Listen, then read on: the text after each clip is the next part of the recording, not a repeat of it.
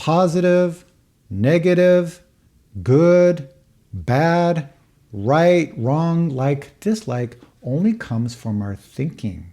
We don't need to add anything extra to what we are experiencing.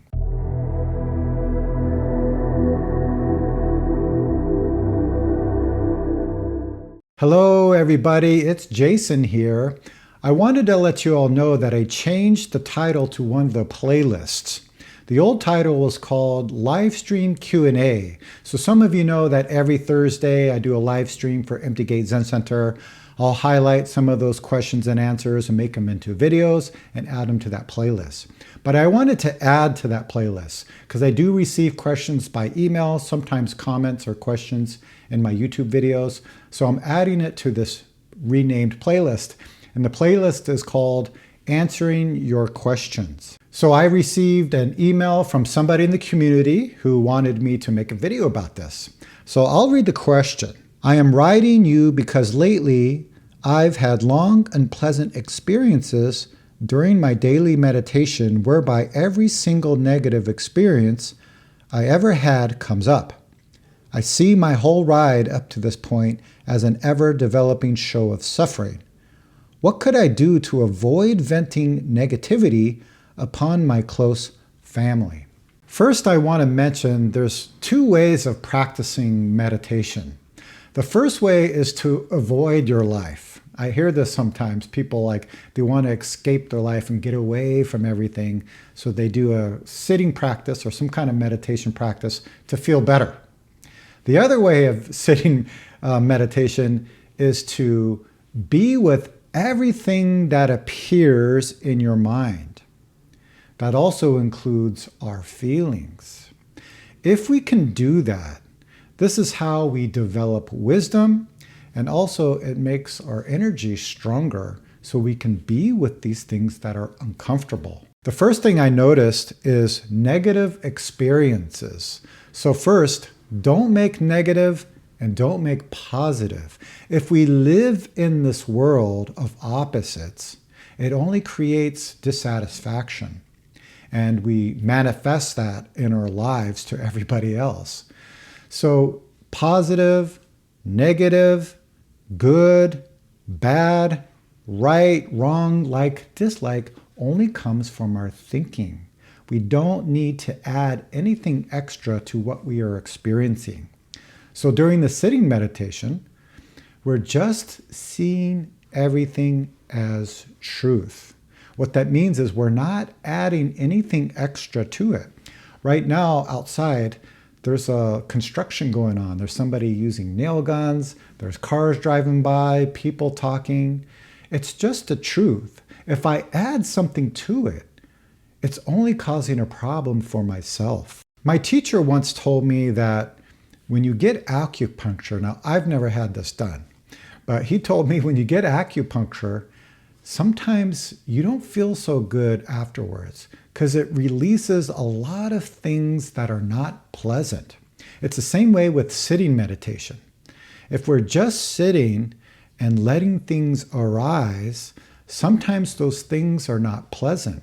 But it's really, really important not to attach to them. And what that means is not to push these things away and not to hold on to them. Just let them be. See it for what it is. They're just memories. It's just thinking. They have no concrete, permanent self-nature. Try not to identify with them. Just see them as like clouds passing the moon. You know, when I lived in Seattle, sometimes it would be cloudy for several days, sometimes even months, right? What can you do? You just let it appear and eventually it will disappear. It's the same way with our sitting meditation. If we let our thoughts and feelings appear without touching them, eventually they will go. So you'll have this experience because a lot of the times people are burying the past in their consciousness.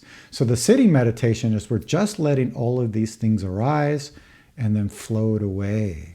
So that's something I highly recommend during our sitting meditation, but also in our life. So the second part is, what could I do to avoid venting negativity upon my close family? Very, very good question. So it's the same way, again, with our sitting meditation.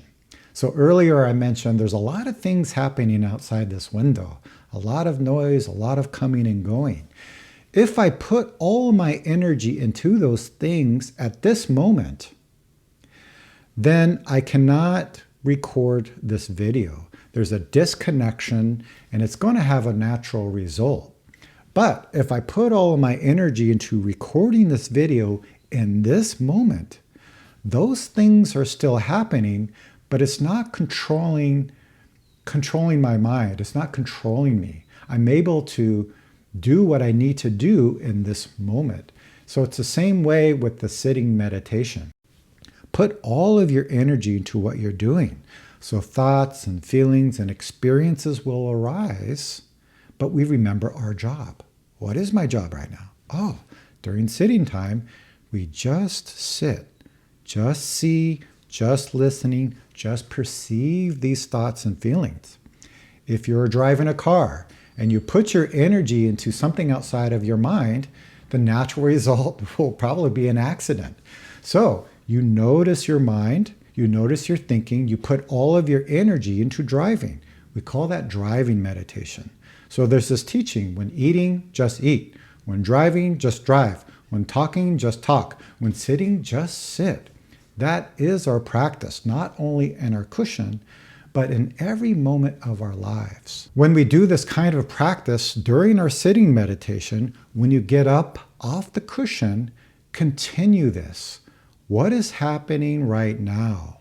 How can I respond to what's happening with love and compassion? I hope that was helpful. If you have any questions about Zen, meditation, your practice, life, go ahead and put it in the comments below.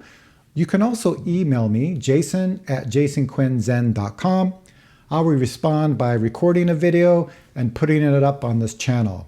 I hope you are all well and hope to see you very soon.